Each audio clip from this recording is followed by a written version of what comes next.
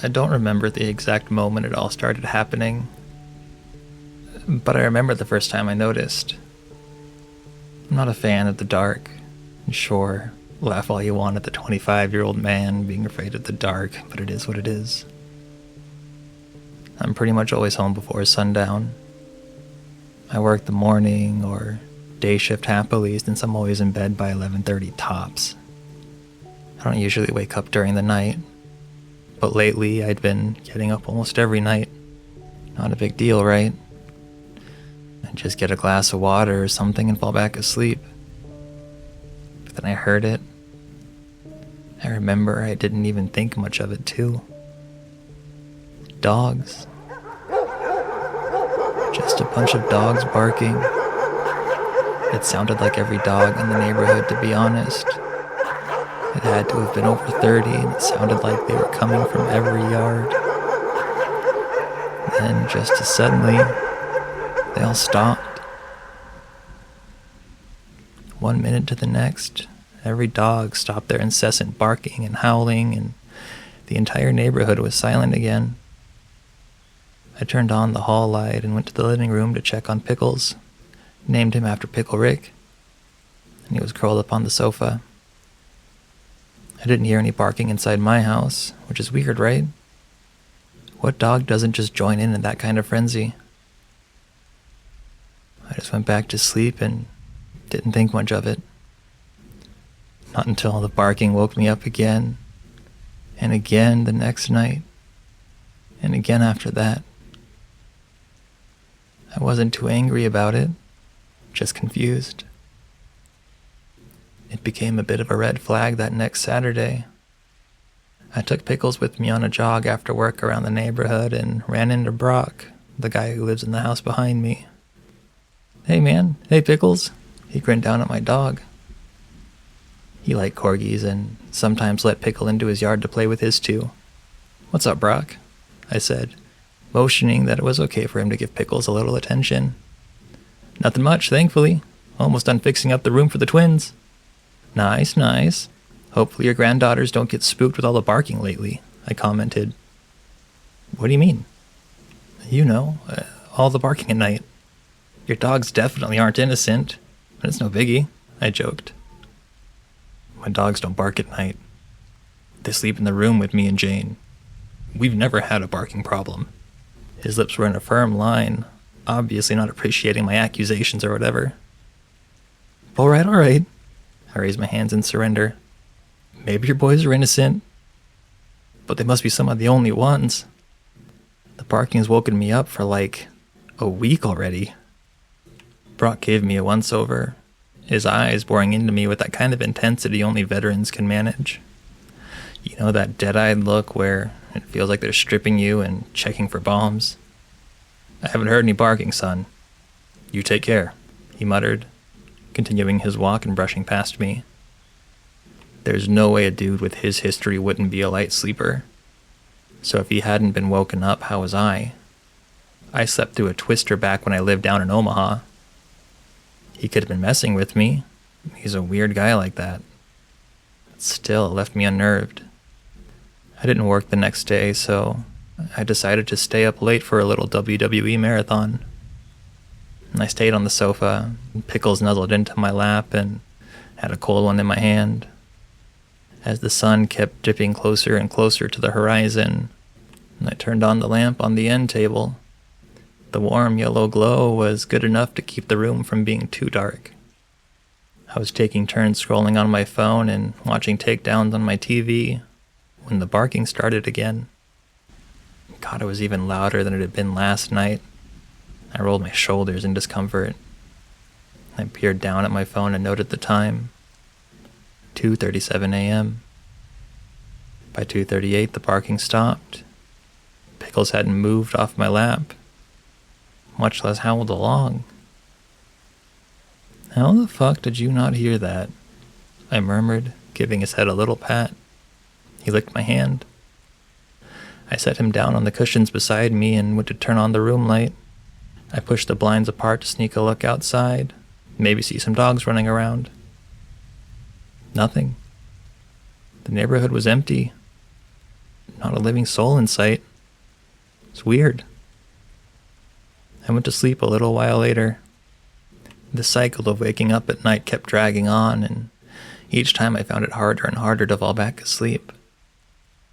It just felt off. Like all of it was extra dodgy. Because I tried to casually mention the loud-ass barking to a few more neighbors, and each time no one even knew what I was talking about.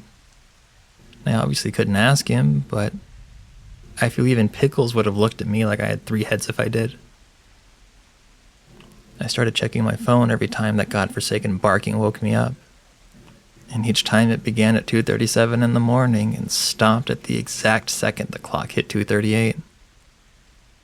The next day I had off work.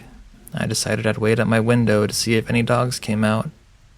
I figured they had to be nearby since the racket was just so close and loud. At 2:36, I muted my TV and held the blinds open again. The minute hand chugged on, and like clockwork, the first dog began howling. With a sound that intense, you'd think it was sitting in my front yard, but no. Just like the last time I had checked, the neighborhood was deserted. But the noise was getting ridiculous. The gruff barking and the piercing howls made my skin prickle. If I were in a movie, the hair would stand up on the back of my neck or something.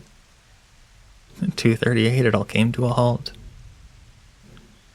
I sighed and went to grab the melatonin I had bought and headed for bed. It took what felt like 2 hours to get to sleep. And I tried this again, but using my phone to record and send to my group chat, just so I didn't feel crazy anymore. I started recording at 2:37, right after the first dog went off. And this is when the second or third red flag hit me. The streetlight flickered abruptly and died, making my view outside pitch black. I grimaced, but I stayed at the window. As soon as I'd stopped recording, my phone flashed white and then turned off. It took like 10 minutes to get it on again, and when I did, the video was just gone. Not in my gallery, not in the trash, nowhere. It was like the video never existed. I spent the next night at my friend Patrick's house, and I think at this point it was muscle memory or instinct or something, because I jerked awake at 2:37 right away. I heard a single dog howl, and that was it. But nothing as close or as loud as it was at my house. I finally got a real good sleep for the first time in half a month, and I really didn't want to leave. But I had to go back for Pickles. And plus I still had a mortgage, so...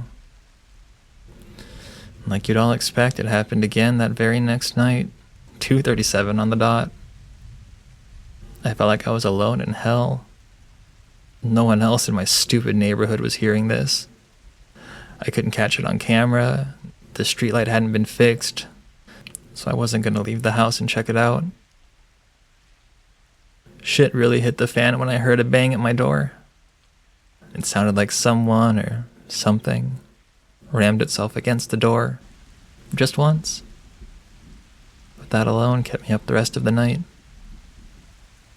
The next night, amidst the screeching and howling and barking and awfulness of it all, I heard scratches, both at my front and back door, like the dogs were trying to get in. I didn't sleep that night either. My eyes were always bloodshot, and the bags under them such a deep brown that they made my eyes look even more sunken in. I'd never had such dark bags. It looked like my face got all hyperpigmented. I couldn't be asked to keep up with taking care of myself because I always felt exhausted. I got written up at work for sleeping on the job, but I could only find solace in quick naps during the day. I felt the drag taking its toll over me so quickly. Even my bones felt sore and tired. But the closer to 2:37 a.m., it was like someone shot me up with straight caffeine. It just kept getting louder and louder and fucking louder. That 1 minute, that one fucking minute, just made every day feel like torture. My hair started falling out. I remember I couldn't even bring myself to feel sad when I saw the clump of black curls piled up in the shower drain. I lost my appetite, and now my clothes hang off my body unattractively. I couldn't bring myself to care. The only thing on my mind, 24 hours a day, was that 1 minute where piercing dog barking and howls would flood my ears, now accompanied with the sounds of dogs whining and trying to force their way into my house. And 2 nights ago was the worst one. I kept thinking it couldn't get worse, and yet it did, every damn night. At 2:37, it sounded like they were in my walls, inside my house. I laid there, staring at my ceiling with my eyes glazed over. The dim brightness from my wall plug-in light kept me from being engulfed in the darkness, but it almost didn't matter. The scratching was relentless. It sounded like sharp claws were close to breaking open the drywall right behind me. My bed shook a little, like the wall was pushing against the frame, and I choked out a sob. Then my back door swung open. I could hear the handle smack right into the wall with a cracking sound. God, the noise. It sounded like the dogs were right in my ear. It was so loud I couldn't even hear the different barks and howls. Like it was all just one buzzing sound bouncing around inside my skull, and somehow I heard the claws scraping against my floor, and I squeezed my eyes shut. They got in. It had been at least 10 different dogs running around in my house towards my bedroom. Get out! I gasped, my eyes still firmly shut. Get out, get out, get out, get out, get out of my fucking house, get out of my fucking house! I was screaming at the top of my lungs. The words stung my throat like bile from how much force I had put into them. 2:38 silence. Pickles. I bolted out of bed, stumbling over the blankets until I managed to scramble into the living room. He was awake and okay, but he looked at me with a little tilt in his head, like he was confused why I was yelling and running to him. I took sharp, shaky breaths until it didn't hurt to inhale anymore. I turned towards the back door, and then I had to throw up. It was open. The handle had broken into the wall, leaving a cracked hole where it smashed into it.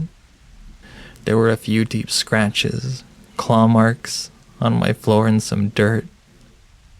I kept Pickle's claws trimmed, so it wasn't my dog for sure. I scooped him up into my arms and held him tight to my chest, the tremors running through me, feeling like a seizure. I slowly made my way to the door and closed it. I tried to lock it, but the handle was broken. I pushed a chair in front of it and went to my room, Pickle still in my arms. I locked my bedroom door and put him on the bed. I wasn't going to be able to sleep, but he still could. Yesterday I called a locksmith to replace the handle, and I pointedly ignored the claw marks, especially the 4 thin lines on the outside of my bedroom door. I also ignored the warped look in my walls, like something was close to ripping them apart. Last night I got the gun out of my safe, and I put it on the pillow beside me. I didn't even bother to sleep. I just spent the entire night with my knees up to my chest, eyes open and staring at nothing. I could hear Pickles snoring softly at the foot of my bed.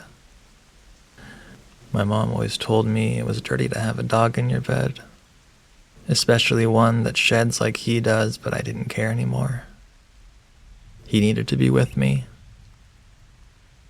2:36. I let out a shaky breath, my mind racing. I'd have to shoot a dog. I've never even used a gun on anything but bottles in the backyard at my brother's house. I'd probably have to shoot more than one. Fuck, there'd be blood in my bedroom. Pickles is gonna freak out. He's never even heard a gunshot. 2:37. A lone howl sounded outside my window and I gripped the gun tightly, hot tears slipping from my eyes.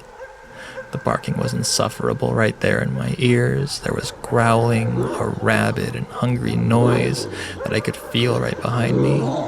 The scratching started again. I could hear them in the walls, seconds from breaking out. The door blew open too, the hinges popping off easily. The footsteps were heavy and fast, and an innumerable amount of claws were at my bedroom door. I could hear the thin wood waning under their weight.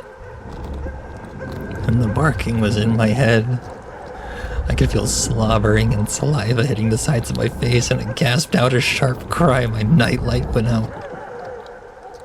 I was trapped in the blackness, and I felt my stomach drop. I was confined, the space around me closing in, keeping me trapped in a tightening space where I was lost. I couldn't even hear the dogs anymore. It was a steady ringing in my ears, so painful it felt like blood was going to start trickling out at any second. I grabbed my phone off my lap and turned on the flashlight. The dog in front of me was a monster. It stood over my legs, with long, black, matted fur and a long, thin snout. It was big enough that it could have been a wolf, but it was unmistakably a dog. Its ears were pointed, the snarl on its face inches from mine. I felt a wet drop of its drool land on my skin. The expression on its face was enough to kill. I could feel my entire body shaking as I stared into its red eyes. The eyes are burned into the back of my brain. Red eyes brighter than flames, but they flickered in the same way. The smell of it was foul.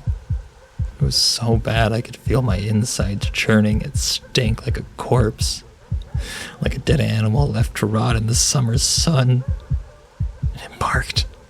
It barked right in my face, sending an assault of thick and sticky drool all over my face, and the simmering heat of its breath singed my nose.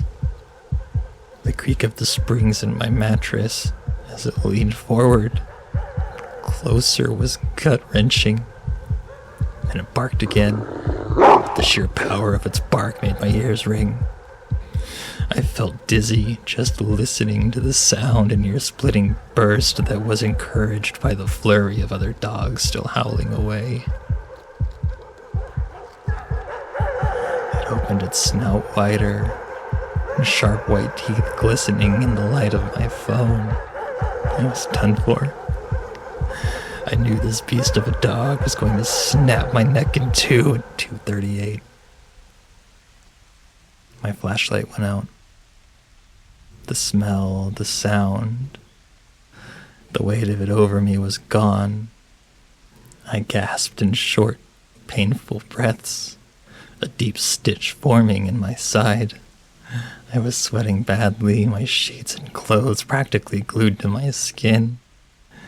I turned on my flashlight again and pried my fingers off the gun. I was so afraid that I didn't even think to use it. I forgot about it, honestly. I shined the light in my room, noting the chips in my walls, the holes, the scratches on the floor and on my door, which hung open ominously. I turned the light towards the foot of my bed. "Pickles," I croaked, nudging him with my toe. He didn't move. I fell getting out of bed, my legs about as solid as Jell-O. I smacked my wall until I hit the light switch and trembled all the way over to my dog. "Pickles," I whispered, touching his soft fur with delicate hands. I picked him up and felt every nerve in my body scream in pain when his neck rolled loosely, deep, bloody tooth holes all over it. I stumbled over my own feet, promptly threw up. the burn in my throat barely rivaling the heat from my tears. I don't know what I'm supposed to do now. Pickles is gone. I buried him in the backyard this afternoon, and now I'm just so fucking empty. I should have done something different, but what? What the hell can I even do? My best friend is gone, and I know it got him. I know it's coming back tonight. Hey guys, Alias here. I hope you enjoyed this story. This story is by Janafsis, and if you try to find the story on Reddit on NoSleep, you will see that it was posted over 2 years ago. This story is one of the first stories that I ever read, as far as creepypastas go. I've always listened to them. For years, I've been listening to Mr. Creepypasta, Dark Somnium, Lighthouse. Who else can I put in tags? Let's read. There's more.